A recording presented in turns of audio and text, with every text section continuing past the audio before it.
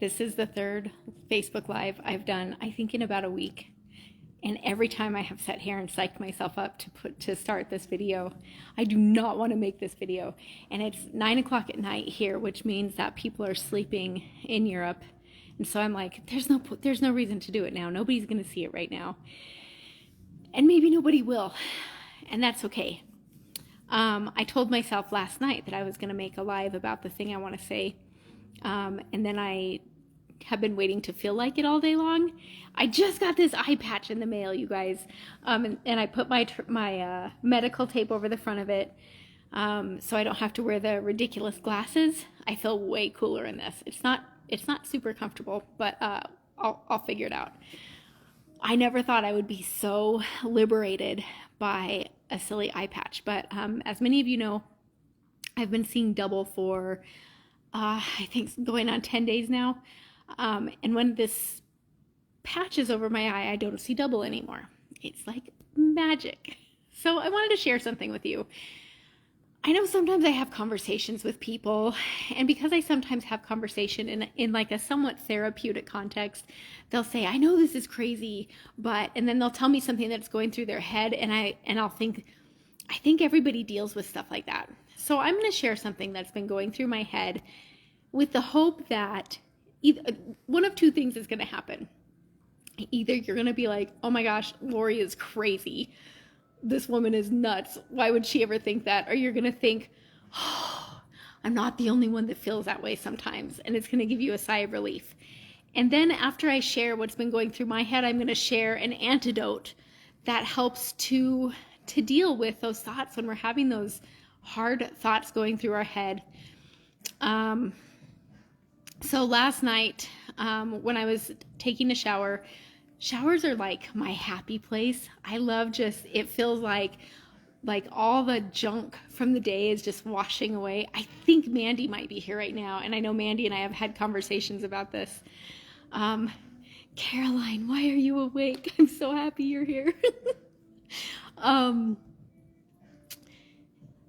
And it's just this beautiful experience. And the last few nights, showers they're still amazing, but it's kind of weird because I had to take my glasses off while I'm in the shower.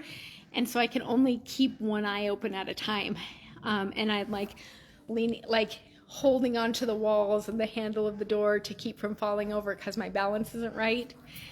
And I was in the shower and I was listening to this beautiful music and I was washing my face.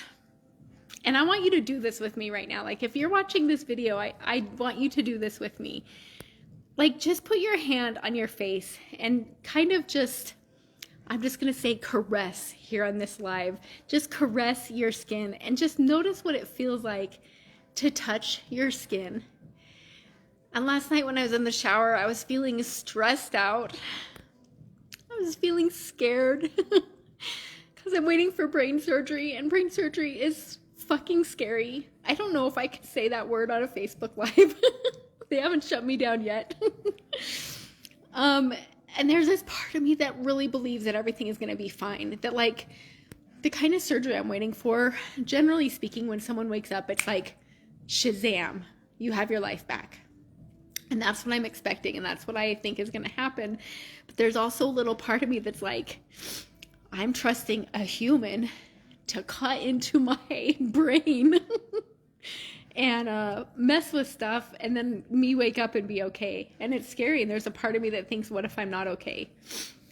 And that's where I think, I think there's often a part of us that is like, what if I'm not going to be okay? What if this scary thing happens? What if this scary thing happens?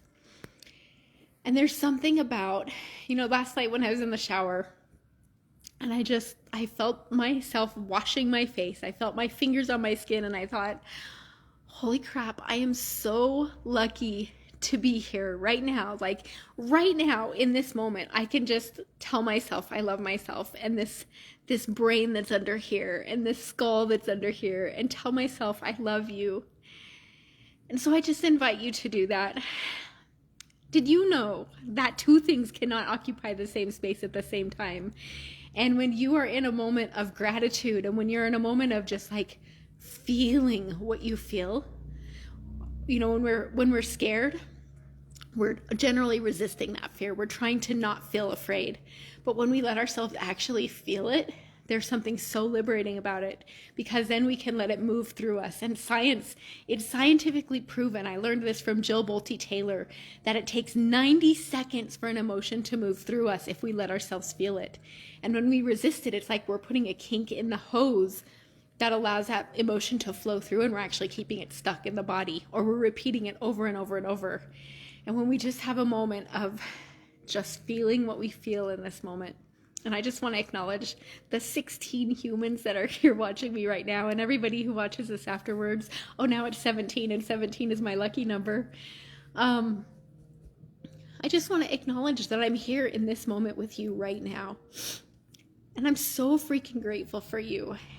And I'm so grateful that I made this live, and I thought nobody's going to show up at this time of night, but I'm here with 17 of you, and that's amazing.